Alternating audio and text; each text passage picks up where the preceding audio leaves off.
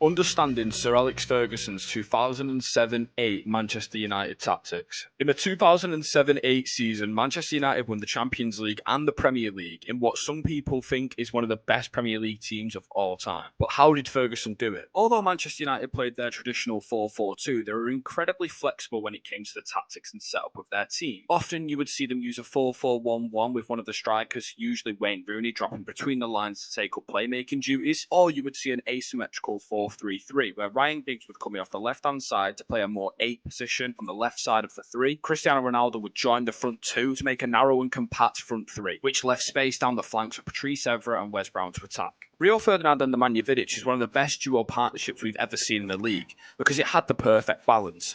The aggressiveness and the front-footedness of Vida, mixed with the modern ball-playing ability of Rio, made Manchester United's first phase of build-up incredibly easy for them. Michael Carrick would screen the defence, but also had the ability to play simple passes and use his body in the right angles to free up space for Paul Scholes, who could launch passes in behind the defence for the front line. So Manchester United's build-out structure was normally just a 2-2, or the box as they call it, and this gives you enough superiority in the first phase to not get overloaded and man-marked, but it also allows you to push your fullbacks on into more advanced positions, which is exactly what Manchester United did. However, when it comes to Manchester United in their defensive shape, they would have a man-to-man press, where individuals, especially in the midfield lines, would jump out at the opposition midfielders to look for an opportunity for a turnover and to congest the midfield so the opposition couldn't play through them. This Manchester United team in particular was known for just how relentless they were in the counters, and it's not rocket science to understand why they were so effective in transition. They had extremely good ball players in the first and second phases of the game, stemming from Rio to Carrick to Scholes, all three of these players being able to launch balls over the back of the defensive line or into the channels for the forwards to chase. But then you mix that ball playing ability in with Carlos Tevez, Wayne Rooney and Cristiano Ronaldo having electric pace, and when it comes to giving and going and playing off each other, they were second to none. Rooney and Ronaldo in particular. One of the most underrated factors of this side was its constant ability to adapt to different game plans, especially when it comes to the defensive side of the game. Carlos Queiroz was at the forefront of most of these plans, but it was so often where you'd see Owen Hargreaves at right back, Ji-sung Park being used as a third centre mid, O'Shea at right back, Nani off the right wing. Carlos Tevez and Wayne Rooney would even sacrifice their entire individual games to be used as a wide player to give the team more legs vertically up and down the flanks. Squad rotation kept these players conditioned well